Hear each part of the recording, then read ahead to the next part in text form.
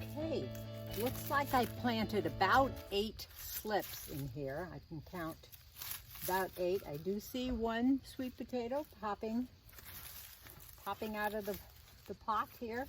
This is a grow bag like I did with the other ones.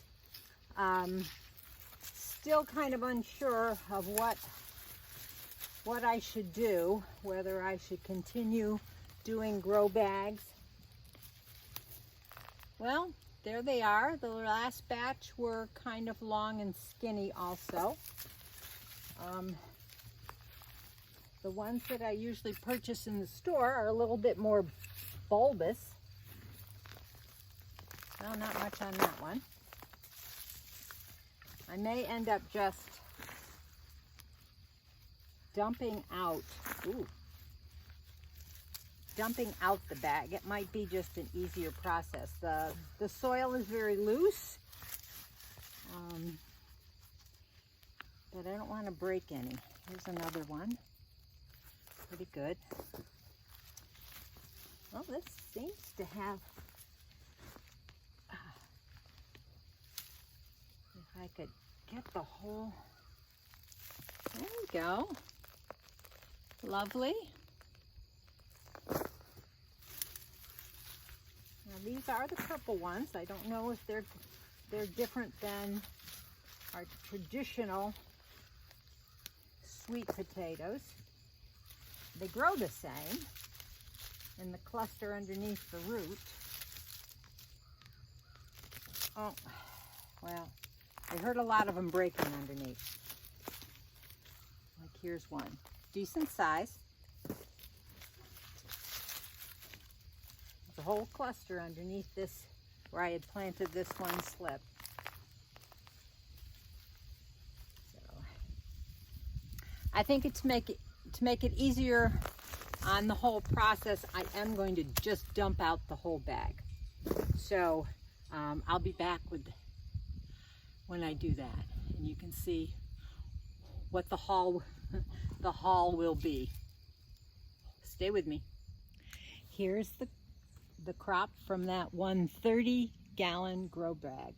This is about the same size as the other one, the same yield. Perhaps this is what the size of this particular type of sweet potato is. Lots of little ones, some large, I guess I'll call that large, and some medium size and small sizes.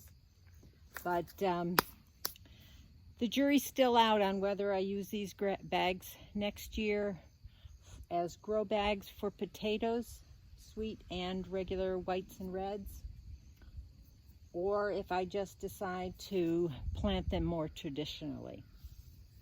So I have one more bag of grow bag of sweet potatoes. These are Japanese sweet potatoes, and they're in the far grow bag way down there. And I'm going to be doing those next, and to see what their yield will give me. So stay tuned for that. Here we are. This is my Aldi's bag. I don't know if you can see that.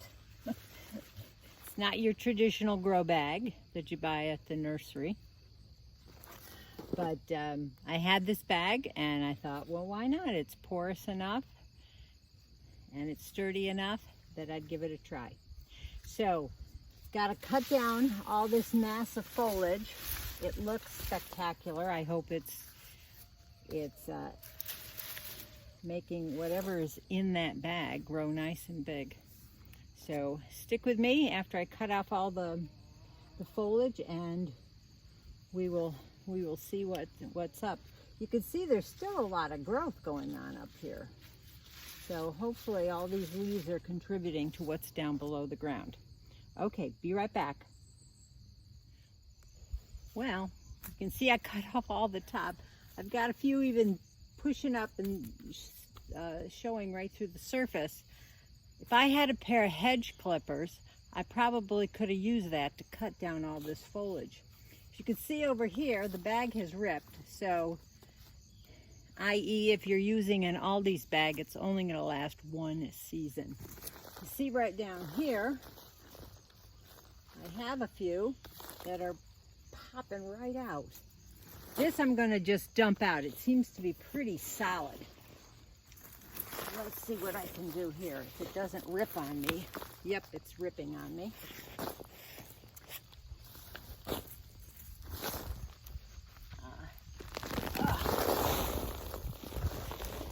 You can see there's roots growing out of the bottom even. So it's going down into the soil. Looks like I even have a tiny one. You can see the white flesh of this potato. It's really a good potato if you ever get a chance to grow some, buy some, eat some. They're delicious. Okay, just ending up having to rip most of this bag apart here. I'm gonna have to move you over just a tiny bit so you can see what's going on here. Wow, look at that. This is the bottom of the bag. Look at these. I would say success. These are quite prolific.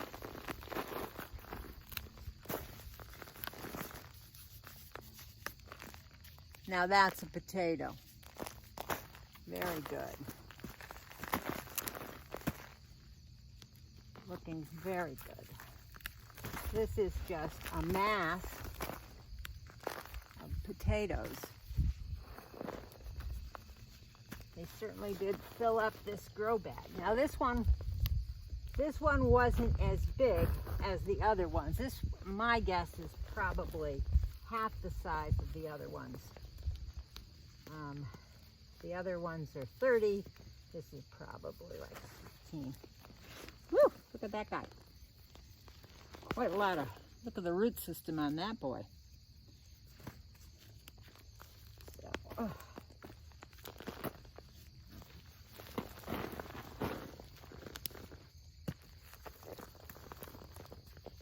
whoa, nice size.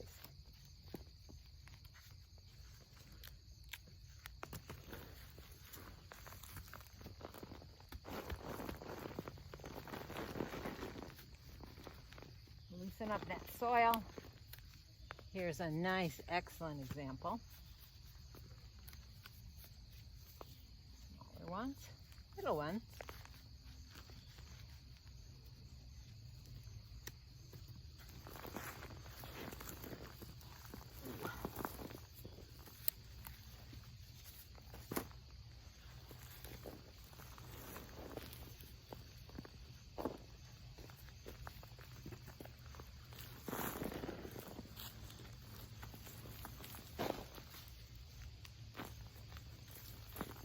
You're like a wrestler,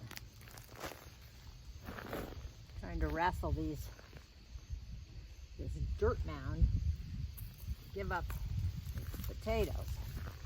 There's a few that pushed up on the surface.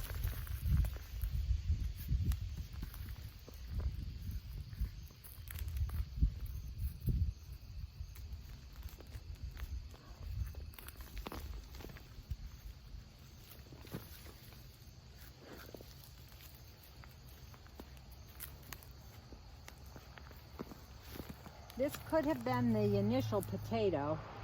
I did plant slips. I did plant about 5 slips. And then I just decided to throw the potato that I was getting my slips off of, as you can see. So I'm not sure that this was edible. But this is where it pushed out a massive crown of slips. And the rest. You can see there's more starting to form. If I had a longer growing season, definitely would have left these to grow. But since I don't, this is what I got. So here is what I've ended up with. I think some very very nice specimens here. Look at that guy's out. That guy's a beautiful, beautiful specimen. And all of these. So I think for this variety, Japanese sweet potatoes, I think this variety in a grow bag produced a very successful crop for me. I should weigh these and figure out exactly how much I've gotten for my initial investment. Anyway, so sweet potato harvest part 2. And I think it was a fairly good success in my Aldi's bag. I don't think I'm using this going to Aldi's anymore. But who knows? Maybe I will grow these next year in a grow bag. I will just have to make that decision later. But anyway, thanks for following me for Sweet Potato Harvest Part 2. If you like this, please subscribe. Give me a thumbs up. Share on all your different platforms. If you want notifications when more come available, please hit that bell. And I thank you again for following me. Till next time, bye-bye.